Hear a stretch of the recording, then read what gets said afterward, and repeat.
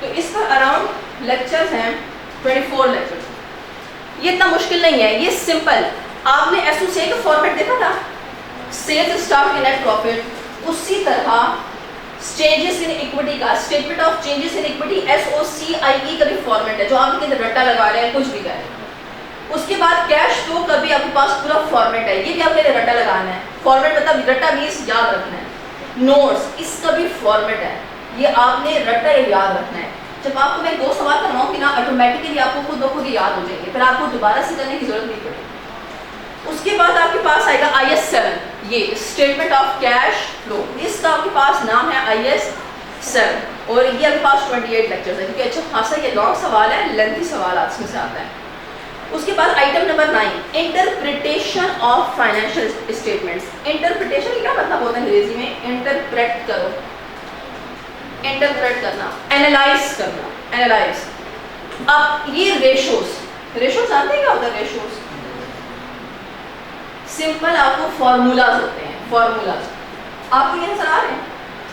अगर आपके पास 1 करोड़ रुपए हैं फॉर एग्जांपल, और आप शेयर्स में डील करना चाहते हैं, तो जरूरी नहीं है कि सिर्फ अगर आपने इन्वेस्टमेंट करनी है, किसी कंपनी के शेयर्स लेने हैं, तो आपने सिर्फ ये 5 फाइनेंशियल स्टेटमेंट्स देखनी है, बल्कि आपने रेशियोज का भी एनालाइज करना पड़ेगा, रेशियो एनालिसिस भी करने पड़ेंगे। इसमें ना तकरीबन 15 से 20 रेशियोज फॉर्मूला में, जो आपने अगेन रट्टा लगानी है, याद करनी है। एक ही बात है, सिंपल होगा।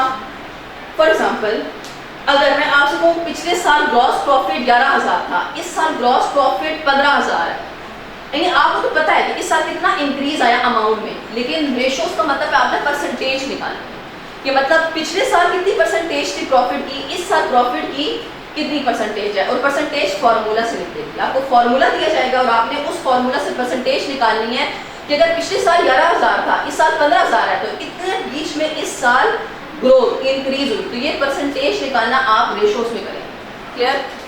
अब एक बात बताएं, क्या रीजन हो सकती है कि आपके पास ग्रॉस प्रॉफिट ज्यादा आया है इस साल का? वैसे ग्रॉस प्रॉफिट का क्या होता है formula? Sale less cost of sale is equals to gross profit, ऐसा ही है। एक बात बताएं, पिछले साल ग्रॉस प्रॉफिट कम था, इस साल ग्रॉस प्रॉफिट ज्यादा है, क्या ऐसे रीजन हो सकते हैं? अब इस सवाल में, इस तरह के सवाल में एग्जामिनर आपसे रीजन पूछेगा कि बताओ इस साल का ग्रॉस प्रॉफिट इंक्रीज तो आया है। देखें इतना भी तो आसान नहीं है अख्तियार कि वो सिर्फ आपको रट्टा देगा, फार्मूला तो अपने रट के जाना है, लेकिन वो आपसे बीच में रीजन ही पूछेगा, बताओ क्या रीजन है, किन वजूहात की वजह से इस साल का ग्रॉस प्रॉफिट पिछले साल से ज्यादा है, क्या रीजन हो सकते हैं? इस साल हो सकता है कि इस साल इतनी सेल हुई है कि आपका ऑटोमेटिकली क्या ग्रॉस प्रॉफिट बढ़ गया, आपने ये देना है। आप अच्छा, अब आपको सिनेरियोज दिए होंगे, सिनेरियोज कैसे दिए होंगे? आपको पूरी स्टोरी बताई होगी कि पिछले साल कंपनी इतना अच्छा परफॉर्म नहीं कर रही थी, उसके कस्टमर्स इतने नहीं थे, लेकिन इस साल उसके कस्टमर्स बहुत ज्यादा हैं, कस्टमर बहुत ज्यादा है, या फिर आप ये कह लें कि इस साल उसने ऐसी पॉलिसीज की है, ऐसी स्ट्रेटजीज को लेकर आया है जिस वजह से कस्टमर क्या हो रहा है, अट्रैक्ट हो रहा है। तो आप कहेंगे जो कि इसने कस्टमर्स को अट्रैक्ट किया, तो लोग इसकी चीजें ज्यादा खरीद रहे हैं, चीजें ज्यादा खरीदेंगे तो फिर सेलिंग प्राइस क्या हो जाएगी, ज्यादा, सेल्स ज्यादा, जब सेल्स ज्यादा तो ग्रॉस प्रॉफिट ऑटोमेटिकली ज्यादा। ये है एनालिसिस, यानी एनालाइज मींस डिटेल में जा रहे हो, क्या रीजन है सेल का बढ़ना, ग्रॉस प्रॉफिट का बढ़ना होता है। और क्या रीजन हो सकती है जिससे ग्रॉस प्रॉफिट बढ़ेगा? कॉस्ट ऑफ सेल का। कॉस्ट ऑफ सेल क्या मतलब होता है? जो चीजें आप सेल कर रहे हो उस पर कितना खर्चा आया था। फॉर एग्जांपल मेरी चेयर बनाने वाली कंपनी है, तो अगर मैं कोई चेयर बेचती हूँ, सेल करती हूँ, तो इस चेयर पे खर्चा मेरा कौन कौन सा आया होगा? मटेरियल का आया होगा, ऐसा है, लेबर का आया होगा, डायरेक्ट एक्सपेंस आया होगा, और क्या आए होंगे? POH आया होगा, प्रोडक्शन ओवरहेड्स। अब आपने बताना है, अब एग्जामिनर ने कैसे सवाल दिए होंगे? एग्जामिनर कहेगा इस साल मटेरियल की अमाउंट कम हो गई, या फिर हो सकता है कि आपको एग्जामिनर ने ये सिनेरियो दिया हो कि आपने एक ऐसा सप्लायर ढूंढा है जो आपको अच्छी क्वालिटी का मटेरियल कम अमाउंट पे दे रहा है, तो अब आपने रीजन क्या देना है, इस साल ग्रॉस प्रॉफिट क्यों बढ़ गया? क्योंकि आपने ऐसा सप्लायर ढूंढा है जो आपको कम प्राइस पे उसी तरह की क्वालिटी का मटेरियल दे रहा है। तो जब कॉस्ट ऑफ सेल, मटेरियल की अमाउंट कम, तो कॉस्ट ऑफ सेल कम, कॉस्ट ऑफ सेल कम, तो ऑटोमेटिकली ग्रॉस प्रॉफिट ज्यादा। पहले आप जिस मजदूर तबके से काम कराते थे वो बड़ा स्लो था, आराम आराम से जान पूछ के ना, सर आप जानते हैं दिहाड़ी के हिसाब से होता है मजदूरों का, तो वो आराम आराम से, अक्सर लोग नहीं कहते ठेके पे दो, अक्सर आप कोई घर बना रहे हो या पेंट शेम करा रहे हो तो आप नहीं कहते ठेके पे दो, वो जल्दी कर लेते हैं। अगर आप पर डे के हिसाब से रखते हो तो वो पेंटर आराम आराम से नहीं कर रहा होता, आराम आराम से वो पेंट करता है कि जी मतलब मेरा दिन बढ़ते रहे, मुझे सैलरी आराम से दिहाड़ी आती रहे, वेजेस आते रहे। इसीलिए पहले आप जो मजदूर तबका हायर किया हुआ था वो बहुत आराम से काम करता था, तो ऑटोमेटिकली और ज़्यादा हो जाते थे। जब और बढ़ गए तो एक चेयर पहले 10 घंटे में तैयार होती थी, तो 10 घंटे के हिसाब से पैसे भी ज़्यादा लेता था वो। लेकिन आपने ऐसा मजदूर तबका स्किल्ड लेबर देखा हुआ है कि अब उसी 10 और वाली चेयर को अब वो 5 या 8 घंटे में तैयार करता है। तो जब घंटे कम हो जाएंगे तो ऑटोमेटिकली आपकी घड़ी क्या हो जाएगी, कम। तो जब लेबर अमाउंट कम होगी तो ऑटोमेटिकली कॉस्ट ऑफ सेल क्या होगी, कम। कॉस्ट ऑफ सेल कम होना ग्रॉस प्रॉफिट का बढ़ गया। एक्सपेंस, पहले आप हो सकता है रॉयल्टी वाला देते थे, अब आपने रॉयल्टी नहीं दी या खत्म हो गई, देना बंद कर दिया, तो जब एक्सपेंस भी कम तो ऑटोमेटिकली कॉस्ट ऑफ सेल कम, तो ग्रॉस प्रॉफिट ज़्यादा। अच्छा, ये सब चीज़ें ना आप एग्जामिनर के सवाल में दी होंगी कि जी इस साल ये हुआ, इस साल हमने नया सप्लायर ढूंढा, हमने नया मजदूर तबका ढूंढा, स्किल्ड लेबर देखी, तो आपने ये रिजल्ट उठाने हैं और फिर बताना है कि क्या क्या वजूहात है कि जिनकी वजह से ग्रॉस प्रॉफिट आपके पास इस साल पिछले साल से ज़्यादा आया। सिर्फ फार्मूला नहीं याद करना, आपने रीज़न भी बतानी है कि क्यों इस साल का प्रॉफिट कम या ज़्यादा है। POH, पहले आप वाटर की बिजली इस्तेमाल करते थे, अब आपने अपना बिजली घर बना दिया।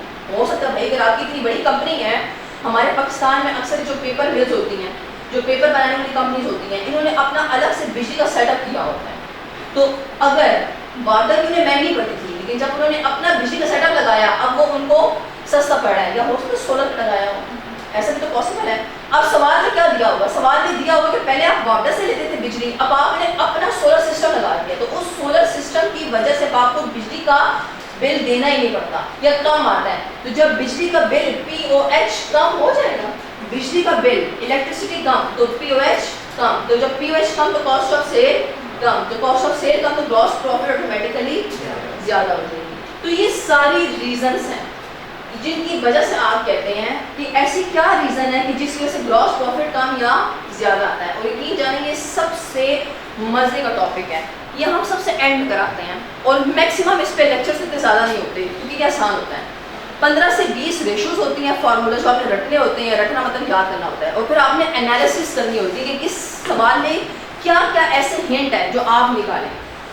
तो ग्रॉस प्रॉफिट की बात किसकी बारी आती है, ऐड कर दिया अदर इनकम, लेस कर देते हैं अदर एक्सपेंसेस, तो आपके पास एंड फिगर क्या आती है, नेट प्रॉफिट। अब एग्जामिनर कह रहा है इस साल का ग्रॉस प्रॉफिट आपने निकाला बढ़ गया, लेकिन इस साल का नेट प्रॉफिट पिछले साल से कम है, तो क्या वजह हो सकती है, ग्रॉस प्रॉफिट तो ज्यादा है, या अदर इनकम पिछले साल से आपकी कम होगी, या अदर एक्सपेंसेस पिछले साल से आपके ज्यादा, तभी तो आपके पास नेट प्रॉफिट कम आ रहा है। तो ये सब उसमें आपको एग्जामिनर ने सिनेरियोज दिए होंगे जो आपने पॉइंट्स पिक करने हैं और सिर्फ एक रीजन देना है बस। तो ये आसान टॉपिक है आपके पास, तो ये आपके पास तकरीबन इसमें 18 लेक्चर्स हैं, आसान है क्योंकि 18 से कम होते हैं। Topic number 10, NPOs, not for profit organisation. जानते हैं क्या होता है, ईदी फाउंडेशन, ये छिपा वगैरह, ईशू का खाना हो गया, ये सारे के सारे क्या है, प्रॉफिट के लिए नहीं बनाए गए हैं, ये आपके पास सोशल वेलफेयर के लिए है। आपसे अक्सर सुना हो बहुत से क्लब्स होते हैं, बहुत से क्लब्स होते हैं, स्पोर्ट्स क्लब, वो किस पर्पस के लिए बनाए जाते हैं, ताकि यहाँ से जितनी भी इनकम हमें मिलती है, जितनी डोनेशंस आती हैं, वो हम जाके बाहर के लोगों को मतलब अपने कंट्री के लोगों में सर्व कर सकें उनकी सोशल वेलफेयर के लिए। इस NPO से इस बार लॉन्ग संभाला है, पिछली बार 10 नंबर का आया था, तो अच्छा खासा मुश्किल तो आप है वो एक्चुअली ना, एंड आप किसी बच्चे से ना सबसे अगर मुश्किल टॉपिक पूछते हैं ख्याल में, तो वो आपको एक जवाब मिलेगा, NPOs। ये जी NPOs मुश्किल है, वजह क्या होती है, बच्चा हाँ वो बस सबसे सुन लेता है ना कि अब सब बच्चे कहते हैं जी NPOs मुश्किल है, बस वो भी मैं माइंड में एक कॉन्सेप्ट बना लेता है NPOs मुश्किल है। हालांकि अगर आपको कैश फ्लो अच्छे से आती है तो आपको NPOs में कभी भी मसला नहीं हो सकता। इसमें भी सारी गेम लेजर्स की है, NPOs में भी सारी गेम लेजर्स की है, तो मे भी इस अटैम्प्ट में NPOs ना आए, क्योंकि पिछले टाइम में भी आया था, उससे पिछले टाइम में भी आया था, और इस बार तो पूरे 15 नंबर के 18 नंबर का आया था। तो ज़रा इस बार चांसेस कम है यूज़ के। इसमें 26 लेक्चर्स हैं। और लास्ट EPS IS 33 EPS, इस पे हम ज़्यादा, इसमें 10 लेक्चर्स हैं लेकिन हम ज़्यादा लगाएंगे। इस बार इससे तकरीबन 18 नंबर का सवाल आया था और ये पिछले 4 अटैम्प्ट से आ रहा है। सिर्फ बीच में एक अटैम्प्ट में नहीं आया, बाकी हर अटैम्प्ट में आ रहा है। इससे 2 अटैम्प्ट पहले भी 18 नंबर का आया था। अच्छा, EPS के बारे में हर टीचर ये बोलता है कि नहीं आएगा, नहीं आएगा। EPS इतना कोई इम्पोर्टेंट है भी लेकिन इतना भी नहीं था। लेकिन इस 1 साल या 2 सालों से एग्जामिनर इसको इतना टेस्ट कर रहा है कि आप सोच नहीं सकते हैं। तो जिस बैच में बात बता रही हूँ उसमें एक बच्चा आया, कहता मैम EPS से सवाल आया था। मैंने कहा अच्छा कैसा हुआ? कहता 18 नंबर का। मैं बड़ा हैरान हुई, 18 नंबर का, हालांकि 18 नंबर कभी नहीं आता इसमें से। वो फर्स्ट टाइम जो 18 नंबर का सवाल आया था EPS से, तो कहते हैं कि ना टेस्ट वो आसान था सवाल, लेकिन ना मुझे नहीं लगता एग्जामिनर ने इतना आसान सवाल दिया होगा। अब उस अटेम्प्ट के बच्चों ने क्या चवल मारी थी, उन्होंने ये सोचा EPS इतना आसान एग्जामिनर ने दिया हुआ था, अब वो सोच रहे हैं कि इसमें कहाँ से हम मुश्किल ढूंढें। वो ये सोचते थे कि जी इतना आसान तो 18 नंबर पर नहीं आ सकता, तो वो उस चक्कर में बैठे रहे, खुद से सोच रहे थे क्या मुश्किल हम इसमें चीज़ें करें, कौन सी कॉम्प्लिकेटेड चीज़ें करें। हालांकि वो आसान था, लेकिन हाँ इस अटेम्प्ट में थोड़ा मुश्किल था EPS, लेकिन वैसे ही ये आसान होता है, लेकिन इस पर फोकस करेंगे। लेकिन अगर इस बार आया भी ना तो मैक्सिमम 10 नंबर या 8 नंबर का आएगा, क्योंकि इस बार वो 18 नंबर का टेस्ट कर चुका है। तो इस बार जहाँ तक हम टीचर्स के असेसमेंट है, तो मेरे ख्याल से NPOs और EPS से कम नंबर के सवाल आएंगे। तो फिर बाकी ऑब्वियस बात है, एग्जामिनर पे डिपेंड करता है कि वो क्या करता है अनएक्सपेक्टेड। लेकिन NPOs और EPS के चांसेस इस बार थोड़ा सा रिलेटिवली कम होंगे। तो इसके तकरीबन लेक्चर्स 10 है, लेकिन इससे ज़्यादा लगेंगे। तकरीबन 264 लेक्चर्स अगर हम इस 2 घंटों के 3 घंटों के हिसाब से करें तो बन जाएंगे। तो ये सारे टॉपिक्स आपके FR1 के जो है। कल से मैं आपको इक्विटी के बारे में बताऊँगी कि इक्विटी क्या चीज़ होती है, कि इम्पोर्टेंट है। आपकी बुक्स मैं मंगवा लूँगी बाद में कुछ 1-2 दिनों बाद, तो वो बुक्स अभी से रीड करना शुरू कर दें। हर पेज उसका पढ़ें, हर सवाल उसे करें, चाहे वो छोटे से छोटा या बड़े से बड़ा। अगर आप वाकई में क्लियर करना चाहते हैं तो एज ए टीचर हम आपको मैक्सिमम जितने सवाल करवा सकते हैं 2 घंटों में, 3 घंटों में, लेकिन हम आपके साथ पूरा दिन नहीं होते हैं।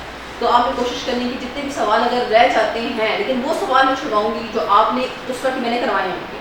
ऐसे सवाल मैं आपको नहीं छुड़वाऊँगी खुद करने के लिए जो आप मैंने करवाए पहले नहीं होंगे। तो इसलिए अगर मैं आपसे कहूँ कि ये सवाल आपने होमवर्क में कर रहा है, तो मतलब ये सवाल ऐसा होगा जिस तरह के सवाल मैं आपको पहले करवा चुकी हूँ। तो प्लीज़ ये किया करें। अब आप बड़े हो गए, थोड़ा सा खुद को चेंज करें। बस आप लोगों का मैं करूँ ना, आपकी तो मैं 1.5 घंटे क्लास करती हूँ कल से।